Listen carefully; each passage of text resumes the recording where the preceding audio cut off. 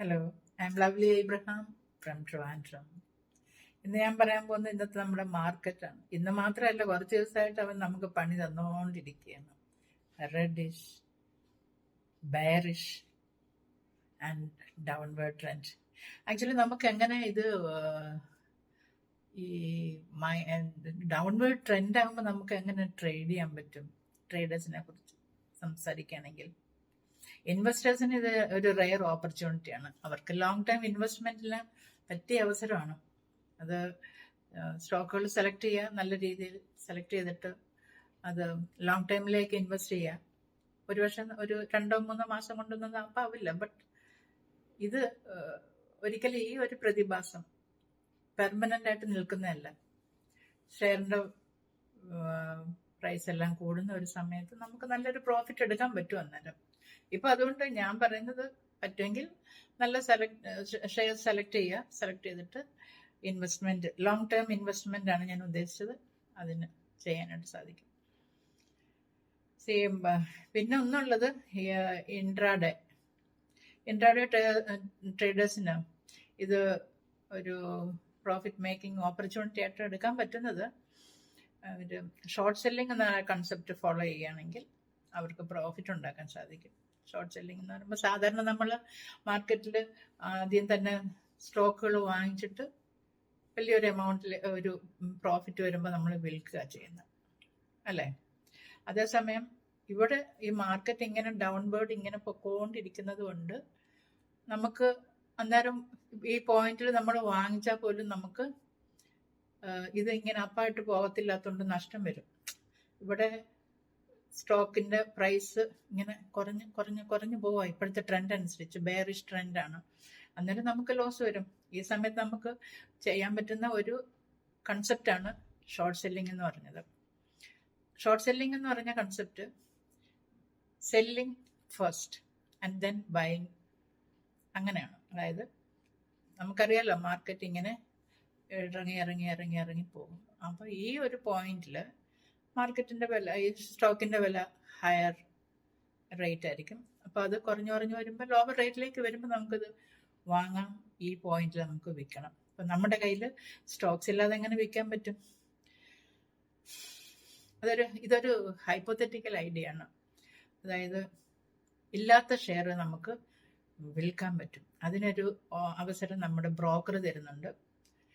ഇപ്പൊ ഉദാഹരണത്തിന് ഒരു 1000 രൂപയുടെ ഒരു 10 സ്റ്റോക്ക് ഞാൻ വാങ്ങിയെന്ന് വിചാരിക്കുക രാവിലെ.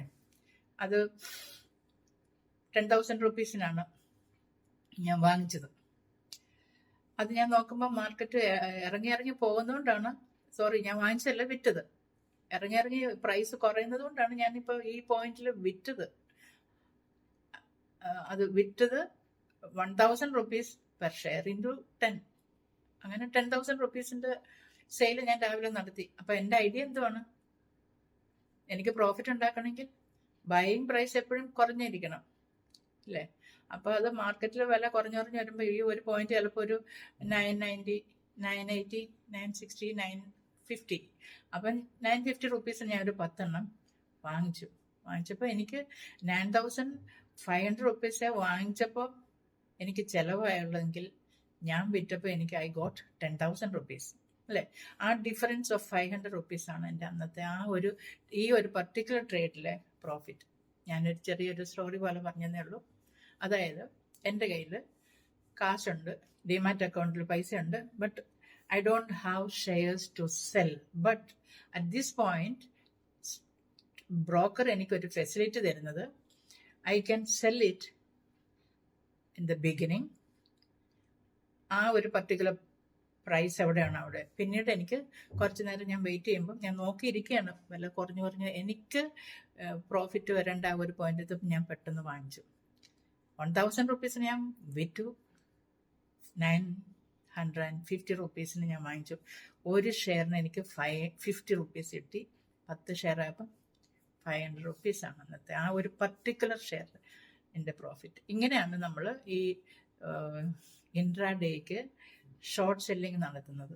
ഷോർട്ട് സെല്ലിംഗ് നടത്തുമ്പോൾ നമുക്ക് പ്രോഫിറ്റ് ഉണ്ടാക്കാൻ പറ്റും, provided the market is going down or a bearish market. അപ്പം അത് നമുക്കങ്ങനെ കിട്ടുന്ന ഒരു ഓപ്പർച്യൂണിറ്റിയാണ് ഈ ബെയറിഷ് മാർക്കറ്റിൽ.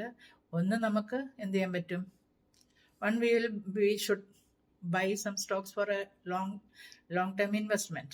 Second one is short selling concept. In either case we can make profit.